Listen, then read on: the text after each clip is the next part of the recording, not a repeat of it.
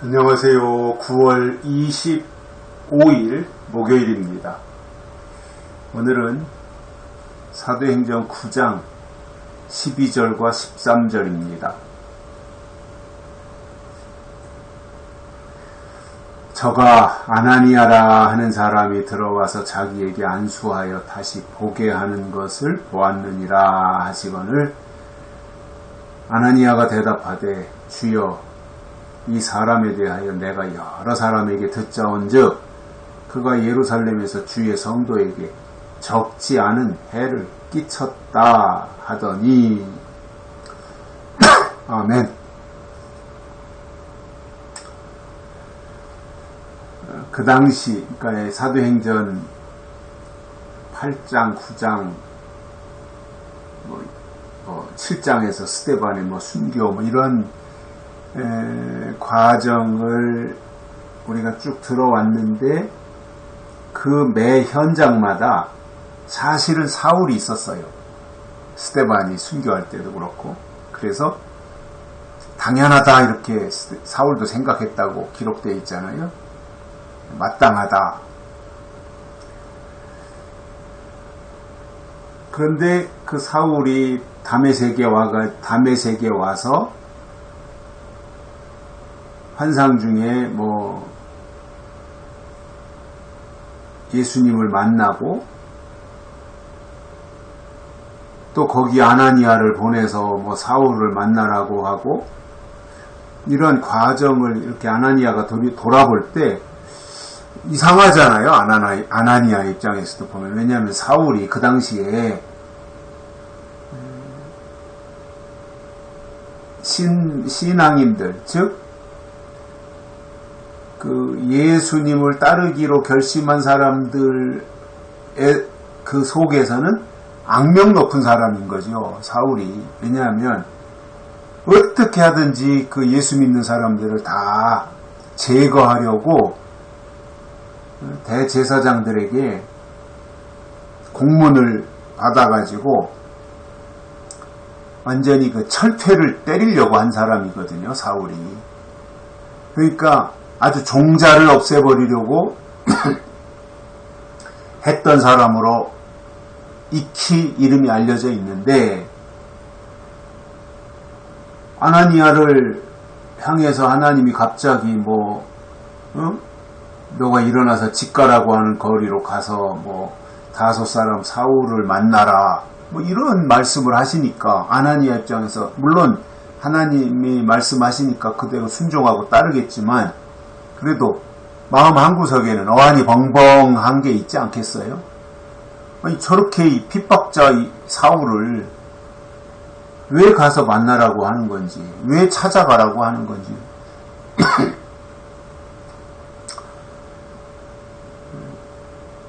이유를 달지는 않지만 아나니아가 속 마음에는 그런 생각도 당연히 있을 수 있는 거지요. 그러나 아나니아는 그러한 것을 표현하지 아니하고 속으로 그런 생각이 있다고 하더라도 하나님이 그렇게 하라고 하시니 순종하고 그리고 지금 사울이 머물러 있는 곳으로 찾아가 보니까 기도하고 있는 그 모습을 보고는 그 사울에게 손을 얹고 안수했어요. 아나니아가. 사울에게 있어서 아나니아는 아주 고마운 사람이죠. 대단히 고마운 사람이죠. 그래서 아나니아가 사울에게 안수하니까 다시 눈을 뜨고 보게 된 겁니다.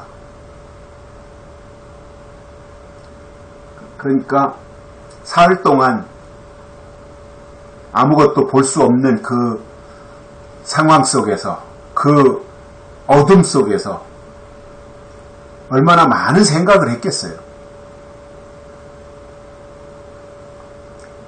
지금까지 살아왔던 과정, 자기가 지금까지 했던 일, 나름대로는 열심을 가지고 충성했다고 생각했는데 오히려 핍박했다고 하는 그 소리에 사울은 만감이 교차하고 지금까지 구축해왔던 모든 그의 내면 속에 있었던 하나님을 향한 가치관이 다 송두리째 무너지는 그러한 경험도 하면서 불편함을 감수하고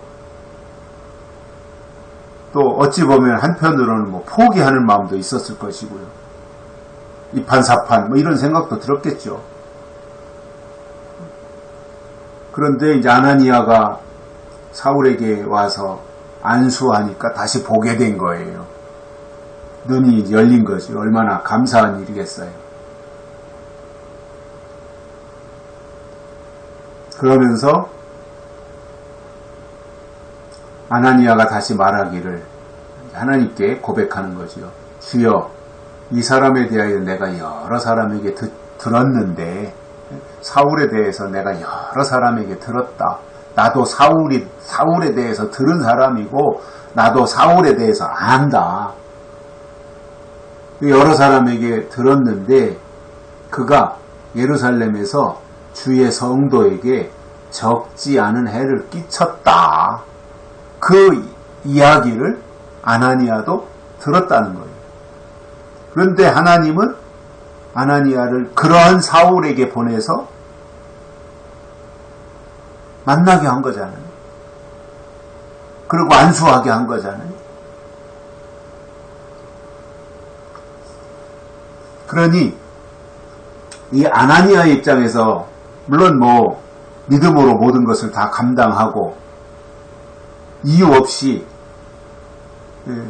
하나님이 하라고 하는 것을 다 소화시킬 만한 충분한 능력을 가진 사람이 이제 아나니아니까 아무런 문제는 없지만, 그러나 아나니아도 귀가 있는데 그 당시에 사울이 한 일을 다 듣고 있었다는 거지요. 그리고 그것을 하나님께 이실직고 하는 거예요. 이런 사람이라고 하는 것을 나도 다 들었는데 주의 성도들에게 엄청난 해를 끼친 사람 아니냐. 그걸 나도 알고 있다.